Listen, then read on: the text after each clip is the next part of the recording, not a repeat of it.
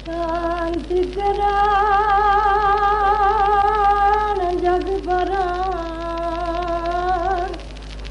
તો ગણાણ ગણાય ભવઘાટ નમો આદિ નારાયણી સ્વરૂપ વૈરાટ ચિંતા વિનાશિની અનકમાશની સુખ વિષબુદાન સુવાહિની માતૃ દેમુષ્મત.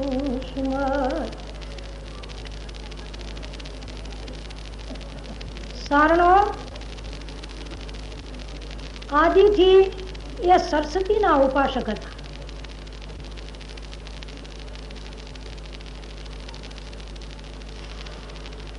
સારણો દેવ કહેવાતા.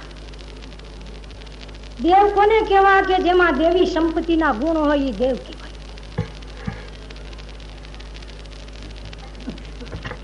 દેવ હોય માંસાહાર કરતો હોય એ દેવ ન કહેવાય.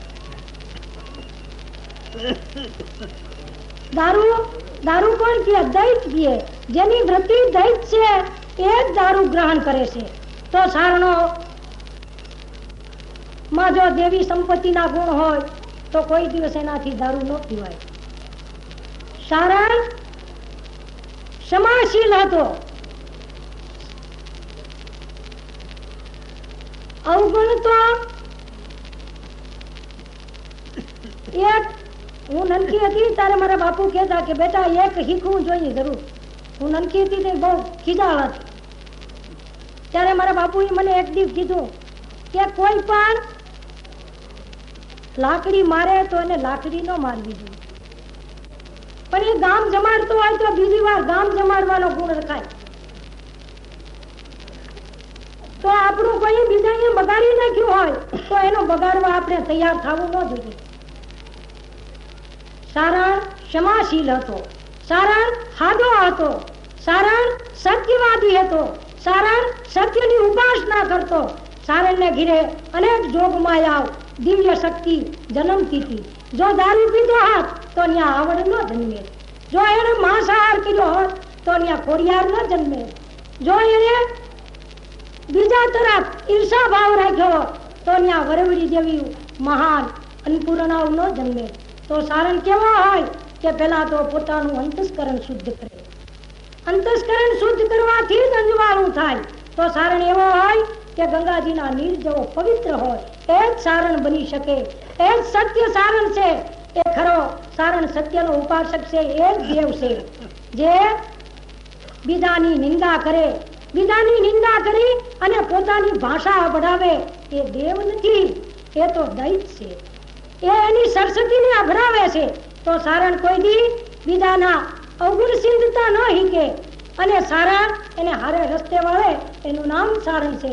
તો ખરેખર આ સારણ જો બનવું હોય, જાતિને જો આગળ વધારવી હોય તો આપણે સરસ્વતીના ઉપાસક થઈએ. મહાભારત હું એક દિવસ વાંચતી હતી ત્યારે યુદ્ધકાળ જયારે શરૂ થવાનો થયો ત્યારે કૃષ્ણએ અર્જુનને કીધું, હે અર્જુન, તારો વિજય જો તું ઈચ્છતો હોય તો જે સારણો દુર્ગાના ઉપાસક છે એ દુર્ગાની તું આરાધના કર તો તારો વિજય થાય. તો સારણો ભયાનક કાળિકાના ઉપાસક ન થાય.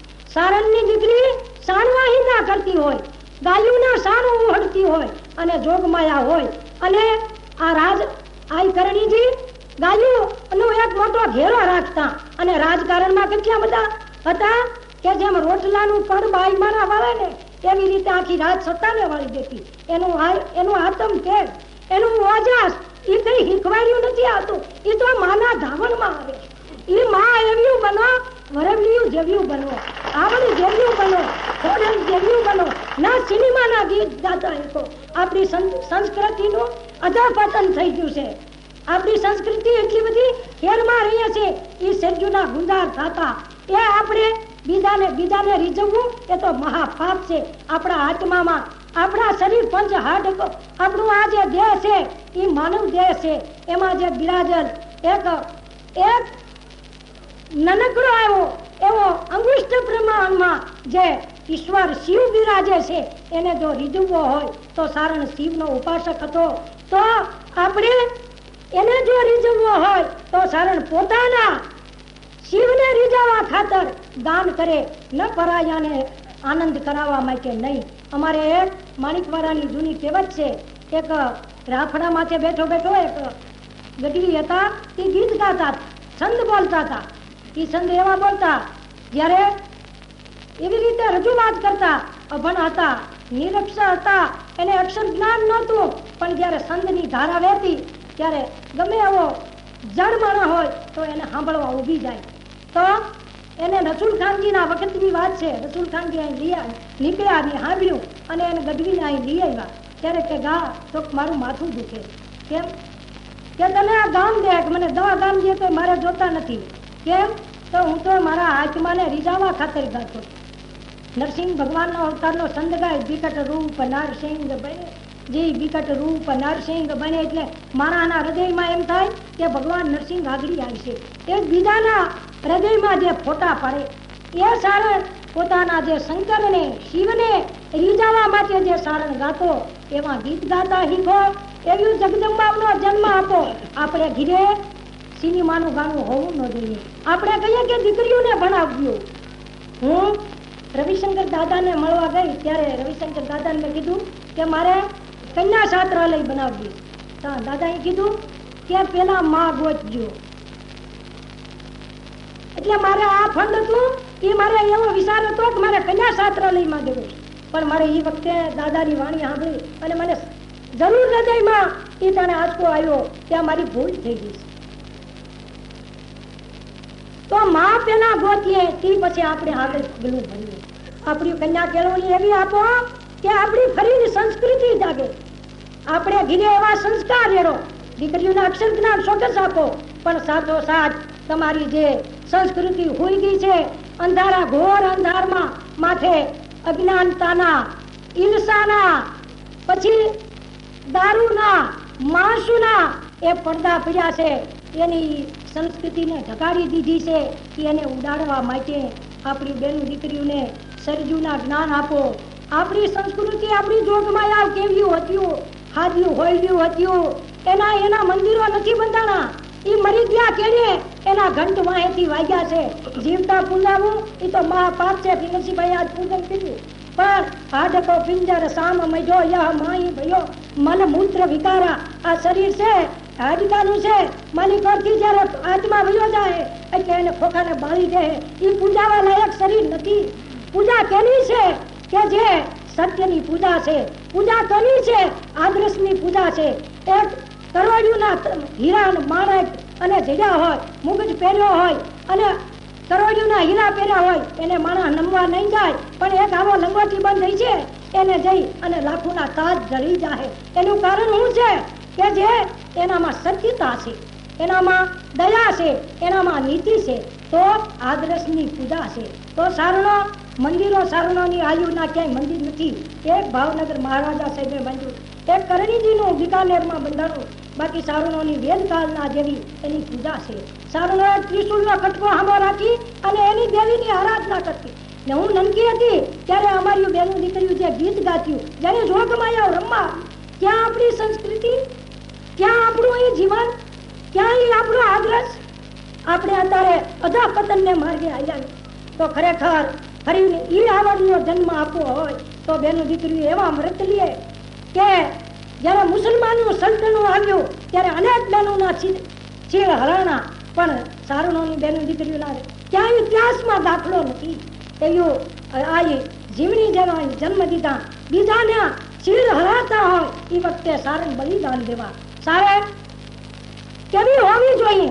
સિંહાણી જેવી હોય, દેહની પરવાર ન હોય, ખોખાનો જ્યારે સમય આવે ત્યારે ત્યાગ કરી દઈએ એવી સારણ હોવી જોઈએ. માણસને સંપત્તિ વાળી, પણ દેહ વાલો બધાથી હરો હોય. કાંટો લાગે કે હર બીક લાગે, હરક કઈ છે, મને ભય લાગશે, એ શરીર વાળું છે. પણ સારણ એવી હોવી જોઈએ એને શરીરની પરવાર. જેમ ગીધડીઓને માંસ આંતરડા આપી દઈએ એવી રીતે આપી દીધા. અનેક વાર દેહના બલિદાન દીધા. બીજાને અર્થે જીવન જીવ્યા છે. એના ઘંટ અત્યારે વાગે છે તો સારણ્યું એવ્યું બને, એવા નિયમ લે, એવા પવિત્ર સારણો થાવ. આ તમે અત્યારે બધા ભેળા થઈ અને આજે અત્યારે સુધી તો આપણે ક્યાંય દાખલો નથી, મારી નાખ્યું છે. આ મારો ઘરા જાય માથું મરી, એવા કરોડિયું દાખલા છે. એ માયુના તમે બલિદાન કર્યા. અત્યારે તમારો આવતો એટલો તો દિવસો કે તમે પૂજા, આ મારી પૂજા નથી હો, આ તમારી ભગવતી શારદાની પૂજા છે. તો તમે ખરા સરસ્વતીના ઉપાસક બનો અને એનું એવું મંદિર બનાવો કે તમે હાસા સારું થાવ. તમે એવા પગલે હાલો કે તમે બીજાની બેનું દીકરીઓ તમારામાંથી કંઈક લે. તમે સારું એવા બનો કે જે આગળ રાજા મહારાજા અવળે રસ્તે વયા જતા તો એને અટકાવતા, તો એવા તમે સારણ બનો. બીજાના હામાં તમે કંઈક ઓડા આમાં આડા ટોડા જેવા બનો, એવા ન બનો. કંગાલ ન બનો. કંગાલ જીવન જીવવા કરતા મરી જવું, પ્રાણનું બલિદાન દઈ દેવું સારું. તો સારણ સુરવરી 1.5 વરણ હતો તો જનની જણતો ભક્ત જણ કા દાતા અને કા શું, નહીં તો રેજે વાંદની મત ઘુમાવજો. તો આપણા ભક્ત બાપુ વટાણે બિરાજે છે. મારા તો ભાઈ થાય, અમે બેન ભાઈનું એક જ ગોત્ર છે. એને માતાજી જાજુ આયુષ દે અને એને આ બીજ રોપ્યું છે. એ બીજ અત્યારે કચ્છમાં ફળી ફૂલ્યું છે અને આ જુનાગઢમાં ફળ્યું છે. અને માતાજીની દયા થાય તો આપણે હજી કંઈક એવું કાર્ય કરી જાઉં કે જે આપણી વિધવાઓ બેનું દીકરીઓ માટે કંઈક આપણે એને મદદરૂપ બનશું, એવું કાર્ય કરીશું.